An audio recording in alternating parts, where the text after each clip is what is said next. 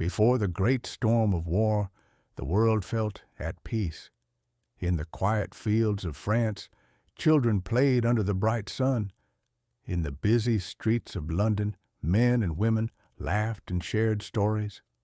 Far away, in the green hills of Serbia, a young man named Petar dreamed of a future full of promise. And in the rolling plains of Russia, a girl named Anya sketched her hopes for a better world. All of them lived in a time when the dawn brought promise and the night brought soft rest. Then, on June 28, 1914, a single shot changed everything. In Sarajevo, Archduke Franz Ferdinand of Austria rode through the city in a black car. A young Bosnian named Gavrilo Princip stepped forward and fired. The world seemed to hold its breath. Within weeks, nations stood at the edge of a cliff. Allies pledged to defend each other. Empires spoke in threats and warnings. By August, Europe was at war. Soon, the battle lines would stretch from the icy North Sea to the sandy edges of the Middle East. Young Peter, who had dreamed of peace, found himself in a muddy trench on the Eastern Front. The sky above was a blur of gray clouds and black smoke. He heard distant thunder and smelled the sour tang of fear. Every morning, he climbed out of the trench to face a world he barely recognized. Behind him was home. Before him was the unknown. Yet, in the darkness of fear, Peter held on to one thought. He fought not for glory, but for the safety of those he loved. Across the sea, in Belgium, a soldier named Thomas knelt beside a shell crater. His hand shook as he passed clean water to a wounded friend. Thomas was only 19. He came from a small town where fields of golden wheat waved in the breeze. Now he saw only mud and wire fences that cut into the sky. He wondered if he would ever see the swaying wheat again. Yet, even in that bleak place, Thomas found small sparks of hope. A letter from his sister and the sight of wild flowers pushing through mud reminded him that life would go on. On the Western Front, the Battle of the Somme raged for months in 1916. The guns never rested, and the earth shook with every shell. Millions of men charged across no man's land, only to be stopped by barbed wire and machine guns. Yet, amid that horror, friendships were born. Soldiers from different parts of the world shared stories, songs, and dreams. They came from India, Canada, Australia, New Zealand, and many more lands. In the mud, they found unity. They learned that courage could cross oceans and languages. In 1916, another great fight took shape at Verdun.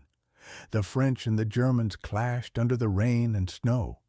The fortresses rang with cannon fire, and the air filled with smoke and noise. Many thought the fight would end the war, yet no side could break the other. They clung to their trenches like lifelines.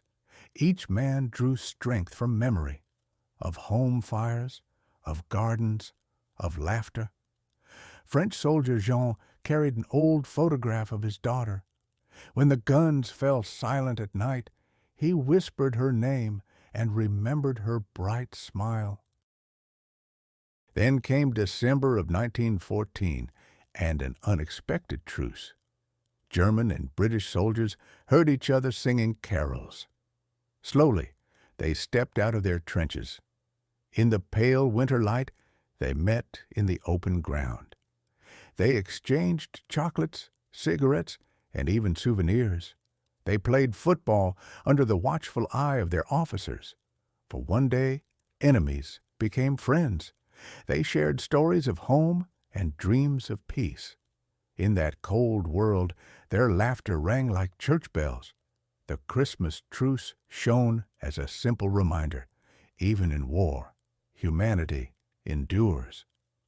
Far to the south, in the deserts of Sinai and Palestine, brave men fought under the scorching sun. Many were cavalry soldiers, riding swift horses across the dunes. They carried out daring raids on supply lines and railways. They faced fierce warriors and the unforgiving heat. Yet they persevered. They built a new kind of friendship with Bedouin tribes and local people who showed them ways to find water and shelter. From this, they learned that kindness and respect could bridge even the widest deserts. In the air above the trenches, men flew in fragile biplanes. They chased each other through the sky, their engines rattling like thunder. A pilot named Claire felt both fear and wonder as she rose above the clouds. She saw the vast patchwork of fields and forests below. She also saw the scars of war, craters, and burnt villages. Each time she landed, she thanked her lucky stars for a safe return. Her courage helped shape a new chapter in the history of flight, teaching the world that even in the darkest hours, human spirit could take to the skies. By 1917, the war had touched nearly every corner of the globe. In Russia, shortages of food and fuel sparked angry protests. The Tsar fell, and the people yearned for change. Civil war followed, while millions of soldiers waited on the front lines.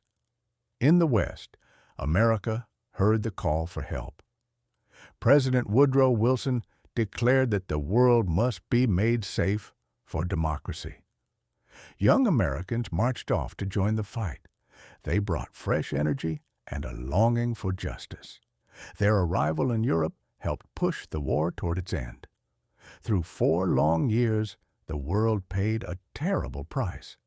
More than 16 million lives were lost, soldiers and civilians alike. Whole towns lay in ruins. Fields turned to wasteland. Families struggled with grief and loss. Yet, in that grief, seeds of hope took root. Brave women stepped into factories and fields, building weapons and growing food. They proved their strength and skill. Science raced forward too. Medicine, communications, and technology grew in leaps and bounds. When the guns finally fell silent on November 11, 1918, the world stood at a crossroads. The armistice brought tears and cheers. Soldiers crossed battlefields bareheaded, calling to each other in wonder. Many walked toward home, carrying letters, photographs, and memories more precious than gold. Thomas rode a train through the green countryside, every tree seeming to wave in greeting. Petar returned to his village, where Anya waited with her sketches. Together they worked to build a new life. They planted gardens where trenches once lay. They held festivals of music and dance. Their hearts were heavy with sorrow, but also light with hope. Leaders gathered in Paris in 1919 to shape a peace treaty. They spoke of borders, reparations, and leagues of nations. Some argued until the night grew old. Others dreamed of a lasting peace. In the end, the Treaty of Versailles tried to draw new lines on an old map. It held promise, but also carried the seeds of future struggles. Still, the world had changed forever. The war had shown that courage, sacrifice, and unity could stop empires in their tracks. It had shown that ordinary people, working side by side, could shape the fate of nations. Today, we remember those who lived through that great trial. We learn from their stories of hardship and bravery. We honor the friends who stood together in the mud and snow. We cherish the fleeting peace of that cold Christmas. We listen to the tales of riders in the desert and pilots in fragile planes. We celebrate the women who filled factories and fields. And we hold close the hope they carried, that life, in all its beauty, could rise again from destruction. The story of World War I is more than a tale of battles and treaties.